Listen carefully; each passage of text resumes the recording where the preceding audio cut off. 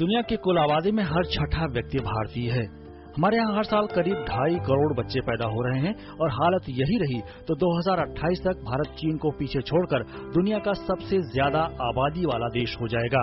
संयुक्त राष्ट्र की एक हालिया रिपोर्ट में ये कहा गया है और इसके मुताबिक वर्ष 2028 तक इन दोनों देशों की अपनी अपनी आबादी 1 अरब 45 करोड़ के पार हो जाएगी। दरअसल वर्ष 2011 की जनगणना के मुताबिक भारत की जनसंख्या बढ़कर 1 अरब 21 करोड़ हो गई है, जबकि वर्ष 2001 में हमारी आबादी 1 अरब 2 करोड़ थी।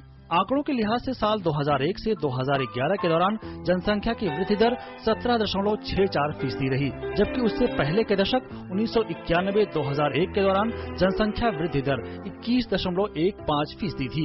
यानी देश की जनसंख्या वृद्धि दर में कमी आई है, लेकिन ये उतनी भी कम नहीं हुई है कि हम इस मसले पर चैन की नींद लें। उत्तर प्रदेश, बिहार, मध्य प्रदेश, राजस्थान, झारखंड और छत्तीसगढ़ जैसे राज्यों में आबादी की वृद्धि दर अब भी चिंता का विषय है।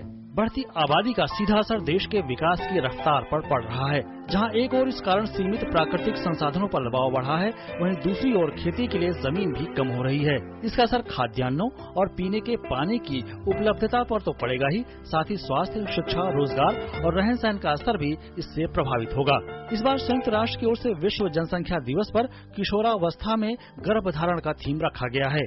किशोर गर्भावस्था की अपनी चुनौतियां हैं और भारत के लिहाज से भी ये थीम काफी महत्वपूर्ण है। दरअसल जनसंख्या वृद्धि की सबसे प्रमुख वजह है लड़कियों की कम उम्र में शादी। देश में 40% से ज्यादा लड़कियों की शादी 18 वर्ष से भी कम उम्र में हो जाती है और करीब 25% लड़कियां 19 वर्ष से भी कम उम्र में मां बन जाती हैं। देश की करीब आधी किशोर लड़कियों में खून की कमी है, यानी वो एनीमिक हैं। भारत ने अपने लिए 2045 तक जनसंख्या स्थिरता प्राप्त करने का लक्ष्य निर्धारित किया है, लेकिन परिवार नियोजन के उपायों के इस्तेमाल में कमी, इसके लिए आवश्यक सामाजिक जागरूकता का अभाव और 2 से अधिक बच्चे पैदा करना भी जनसंख्या वृद्धि के कारणों में शामिल हैं।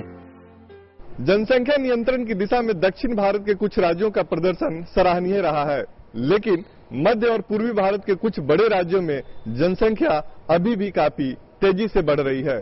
अनुमान है कि अगले 16 वर्षों के दौरान जनसंख्या वृद्धि में 50% से भी अधिक योगदान मध्य और पूर्वी भारत के इन राज्यों का होगा और दक्षिण राज्यों का योगदान महज 13% होगा। जाहिर तौर पर ये आंकड़े चिंताजनक है। देश को अगर विकास की राह पर आगे बढ़ाना है तो जनसंख्या वृद्धि पर लगाम लगाना बेहद जरूरी होगा। कैमरामैन अनिल के साथ नितेंद्र सिंह, डीडी न्यूज, दिल्ली।